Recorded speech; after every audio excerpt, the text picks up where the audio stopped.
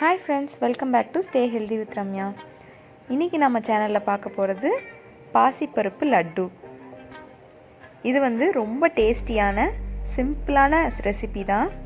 இது உங்கள் வீட்டில் இருக்க குழந்தைங்களுக்கு ரொம்ப பிடிக்கும். பாருங்கள் இவர் எவ்வளோ ஆசையாக சாப்பிட்றாருன்னு. இவருக்கு இந்த லட்டு ரொம்ப பிடிச்சிருக்கு. இவங்க அக்காவுக்கும் இது ரொம்ப பிடிக்கும். நீங்கள் இதை உங்கள் வீட்டில் எல்லாருக்கும் பண்ணி கொடுங்க. கண்டிப்பாக உங்கள் வீட்டில் இருக்கவங்களுக்கும் இது ரொம்ப பிடிக்கும். இது நான் எப்படி சிம்பிளாக பண்ணுறதுன்னு நான் உங்களுக்கு சொல்லி கொடுக்குறேன். வாங்க ரெசிபி பார்க்கலாம். இதுக்கு நான் 1 கப் பாசிப்பருப்பு எடுத்திருக்கோம்.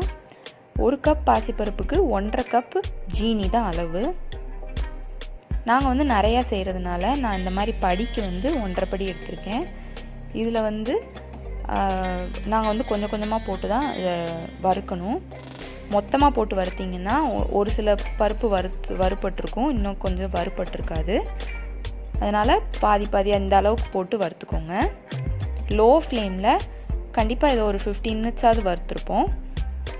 லோ ஃப்ளேமில் தான் வறுக்கணும். இந்த மாதிரி பொன்னிறமாக கோல்டன் ப்ரௌன் வர அளவுக்கு வறுக்கணும்.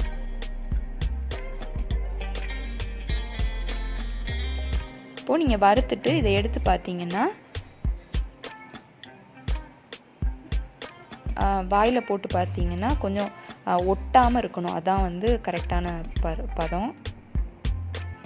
இப்போ இதை அரைச்சி வச்சுருக்கேன்.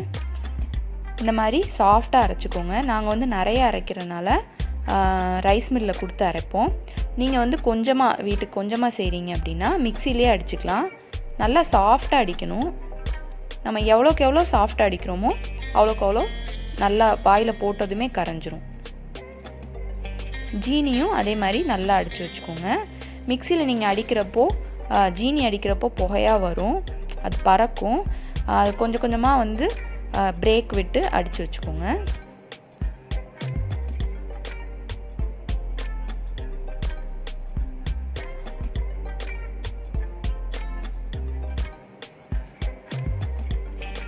இப்போது நம்ம அடித்து வச்சுருக்க ரெண்டுத்தையுமே மிக்ஸ் பண்ணிவிட்டு இந்த மாதிரி சலிச்சு வச்சுக்கலாம். இதில் நம்மளுக்கு சரியாக அடிக்காமல் ஏதாவது இருந்ததுன்னா அது ஃபில்டர் ஆயிரும்.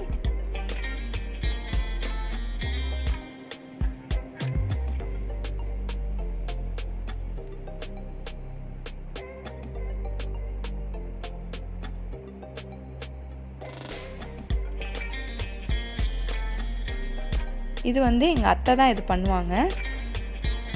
அவங்களுக்கு இதில் 50 இயர்ஸ் ஆஃப் எக்ஸ்பீரியன்ஸ் இருக்குது.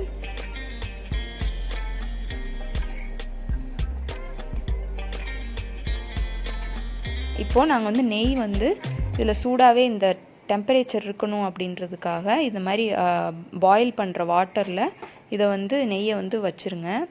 வச்சுட்டு இதை கொஞ்சம் கொஞ்சமாக ஊற்றி நம்ம அந்த சூட்லேயே கிளறணும். அப்போ தான் அது உருண்டை பிடிக்கிறதுக்கு வரும்.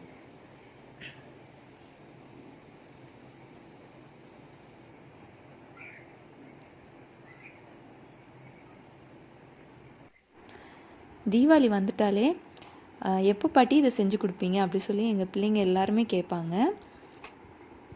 அந்தளவுக்கு இது ரொம்ப ருசியாக இருக்கும். நிறைய பேர் இதில் பருப்பு, கேஷ்யூ நட், ஆல்மண்ட்ஸு, ஏலக்காய் இதெல்லாம் போடுறாங்க. இதெல்லாம் போடவே தேவையில்லை. இந்த 3 இன்க்ரீடியன்ஸே இது நல்லாயிருக்கும்.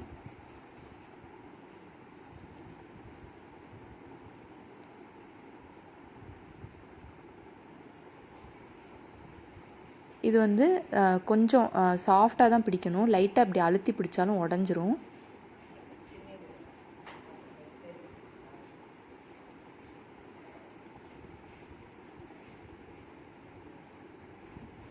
இந்த மாதிரி இது வெள்ளையாக இருக்கும். இன்னொன்று மஞ்சளாக இருக்கும். மஞ்சளாக இருக்கிறது இதில் நெய் கம்மியாக ஊற்றிருக்கேன், அதனால் வெள்ளையாக இருக்குது. இதில் நெய் கூட ஊற்றிருக்கோம், அதனால் இது மஞ்சளாக இருக்குது. இது யாருக்கு எப்படி டேஸ்ட் பிடிக்குமோ அந்த மாதிரி பண்ணிக்கலாம். அடுத்த வீடியோ அதிரசம் எப்படி பண்ணுறதுன்னு போடுறேன். அந்த அப்டேட் உங்களுக்கு வரணுன்னா கண்டிப்பாக சேனலை சப்ஸ்கிரைப் பண்ணிக்கோங்க. அது வரைக்கும் ஸ்டே ஹெல்தி வித் ரம்யா.